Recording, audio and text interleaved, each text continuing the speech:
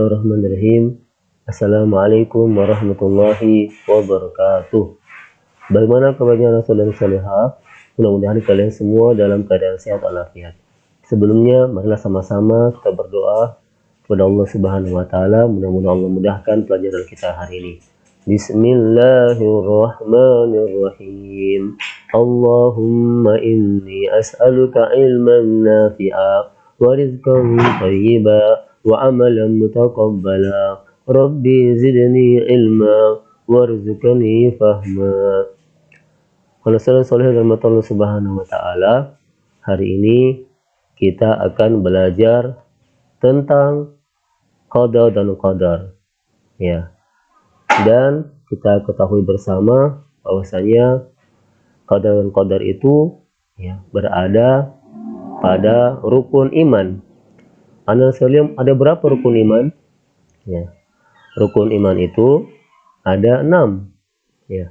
Baik, yang pertama adalah ya, iman kepada Allah, yang kedua iman kepada malaikat, yang ketiga iman kepada kitab, yang keempat iman kepada rasul, yang kelima iman kepada hari akhir, dan yang keenam iman kepada qada dan qadar. Dan pelajaran kita hari ini tentang rukun iman yang keenam, yaitu ya, iman kepada qada dan qadar.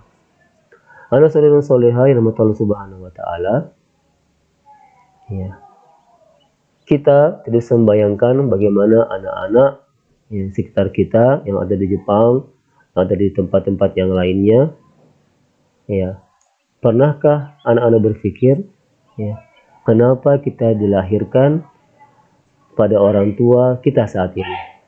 Ya, ada yang jadi anaknya presiden, ada jadi anaknya pegawai. Jadi intinya kita akan menjadi anak soleh dan solehah. Ya, ini semua adalah ketetapan dari Allah Subhanahu wa taala siapa orang tua kita. Ya, dan kita akan membahas tentang pengertian qada dan qadar itu sendiri. Baik, secara bahasa, ya, qada adalah ya, hukum, ketetapan, kehendak, pemberitahuan dan penciptaan Allah taala. Ya, ini pengertian qada secara bahasa.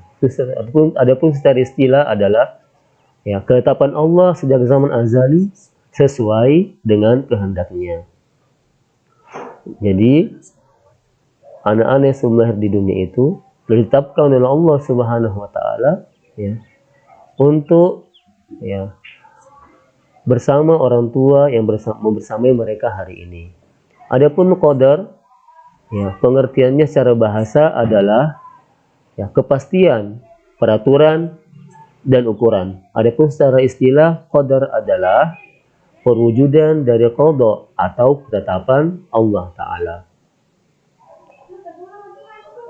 Ya, iman kepada qada dan qadar, anak-anak sekalian, ya, diyakini dengan sepenuh hati bahwa semua yang terjadi atas makhluk ini merupakan ketentuan, ketetapan dan kehendak Allah Subhanahu wa taala. Ya. Jadi anak-anak yang bersama orang tuanya hari ini adalah ketentuan Allah, ketetapan Allah pada diri kita untuk bersamai orang tua kita hari ini. Kemudian apa hubungan qada dan qadar? Ya, qada dan qadar merupakan ya, dibaratkan rencana. Ya, qada dibaratkan sebagai rencana, sedangkan qadar sebagai perwujudan atau kenyataan yang terjadi. Ya, inilah hubungan antara qada dan qadar. Ya, qada ada rencananya dan qadar adalah perwujudan atau kenyataan yang terjadi yang kita alami. Anak soleh solehah, ya, kita akan menyampaikan contoh dari qada. Yang pertama adalah pergantian siang dan malam. Ya, siang dan malam silih berganti merupakan ketetapan Allah Subhanahu wa taala atas alam ini.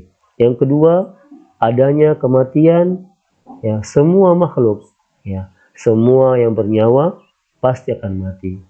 Jadi semua makhluk akan mati. Tidak ada orang yang tidak akan meninggal dunia, mereka semua di bawah takdir Allah Subhanahu wa taala. Yang ketiga, perputaran bumi, bulan dan planet pada porosnya. Anak soleh dan solehah, ya. Yang keempat, matahari terbit dari timur dan tenggelam di barat. Ya. Ya, anak sekalian Allah Subhanahu wa taala, ya, itulah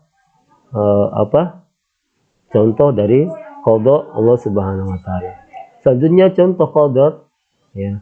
Contoh qadar adalah, ya, jika ingin juara kelas harus belajar dengan sungguh-sungguh. Harus belajar dengan sungguh-sungguh, ya. Dan dengan sungguh-sungguhnya kita belajar akan membuat kita akan berhasil dalam setiap ujian-ujian kita, dan kita menjadi anak yang pintar. Ya, jika kita menginginkan nilai yang bagus, maka kita harus belajar dengan sungguh-sungguh. Ya, contoh yang kedua, ya, jika ingin hidup sukses, maka harus berusaha dengan tekun. Ya, berusaha dengan tekun. Karena ketika kita melakukan pekerjaan tekun akan menghasilkan hasil lebih baik. Yang ketiga, jika ingin tercapai cita-cita, harus rajin berdoa dan pantang menyerah. Ya, anak-anak yang ingin jadi dokter, maka dia harus rajin belajar dan berdoa kepada Allah Subhanahu wa taala agar cita-citanya bisa terwujud. Ya, supaya bisa menjadi desainer misalnya, menjadi dokter atau menjadi apa saja, harus rajin untuk belajar dan rajin berdoa kepada Allah Subhanahu wa taala. Dan ya, kita harus rajin mengulang-ulang pelajaran kita sehingga kita bisa mencapai cita-cita kita. Itu yang ketiga, jika anak-anak ingin menghafal Al-Quran, maka harus rajin, ya, menghafalkan dengan serius. Harus sering murajaah Al-Quran, dan ini menjadi rutinitas para penghafal untuk murajaah Al-Quran. Qadar disebut dengan takdir. Ya. Selanjutnya ini adalah qadar disebut dengan takdir. Ya, maksudnya apa? Ya, maksudnya apa? Nasoleh soleha adalah pembagian takdir itu sendiri. Jadi ada dua pembagian takdir mubram dan takdir muallaq. Apa takdir mubram? Mubram adalah takdir yang tidak bisa diubah, tidak bisa berubah.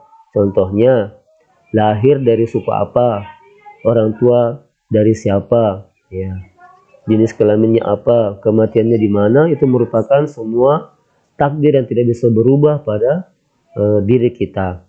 Ini adalah takdir mubram, dan dengan takdir ini, ya, kita tidak bisa merubahnya dengan usaha maupun doa, karena menjadi ketetapan Allah Subhanahu wa taala pada diri kita.